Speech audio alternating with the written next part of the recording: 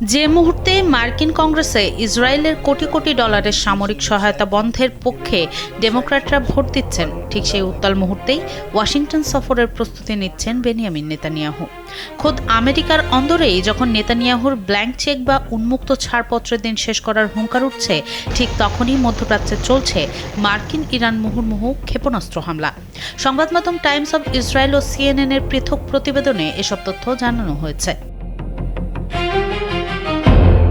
এই সফরের নেপথ্যে কেবল কূটনৈতিক আনুষ্ঠানিকতা নাকি ইরানকে ঘিরে নতুন কোনো যৌথ সামরিক ব্লুপ্রিন্ট, তা নিয়ে বিশ্ব রাজনীতিতে এখন তীব্র ঝড়। টানা 4 দিন ইরানে মার্কিন হামলা এবং আরব দেশে মার্কিন ঘাঁটিতে তেহরানের পাল্টা আঘাতের পর রণক্ষেত্রের উত্তাপ এখন ওয়াশিংটনের করিডোরে। 5+ স্টার রেটিং প্রাপ্ত দেশের সর্বোচ্চ বিদ্যুৎ সাশ্রয়ী ওয়ালটন এসি স্মার্ট কমফোর্ট এখন নেক্সট লেভেলে। মার্কিন আইন প্রণেতাদের একাংশ যখন নেতানিয়াহুর যুদ্ধাপরাধের জবাবদিহিতা চাইছেন, তখন ওয়াশিংটনের এই নীতিগত বিভাজনকে পাশ কাটিয়ে এক ভিন্ন চাল চাললেন ইসরায়েলি প্রধানমন্ত্রী। নিজ দেশের সবচেয়ে সুরক্ষিত ও স্পর্শকাতর পারমাণবিক 40 শহর ডিমোনায় দাঁড়িয়ে ইরানকে চরম হুঁশিয়ারি দিয়ে বললেন, আমাদের আঘাত করে পার পাওয়ার দিন শেষ।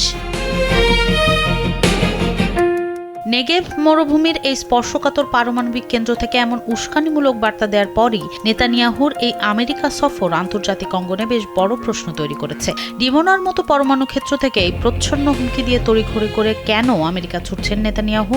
CNN এর খবরের সূত্র ধরে বলা যায়, এই সফর কেবল প্রথাগত কূটনীতি নয়, বরং বাইডেন পরবর্তী ট্রাম্প প্রশাসনের সঙ্গে ইরানকে ঘিরে এক নতুন ও আগ্রাসী যৌথ সামরিক পরিকল্পনার ইঙ্গিত। কংগ্রেসের নিম্নকক্ষে টমাস মাসির আনা সামরিক সহায়তা বন্ধের সংশোধনী প্রস্তাবটি 104-314 ভোটে ব্যর্থ হলেও তা ডেমোক্রেটিক পার্টির ভেতরের নজিরবিহীন ফাটলকে সামনে এনেছে। 103 জন ডেমোক্র্যাট সদস্য এই সহায়তার বিপক্ষে ভোট দিয়ে ইতিহাস গড়েছেন, যেখানে মাত্র 2 বছর আগেও এই সংখ্যাটি ছিল মাত্র 37। হুইপ ক্যাথরিন ক্লার্কের মতো শীর্ষ নেত্রীও মার্কিন মূল্যবোধ রক্ষায় সহায়তার বিপক্ষে অবস্থান নিয়েছেন।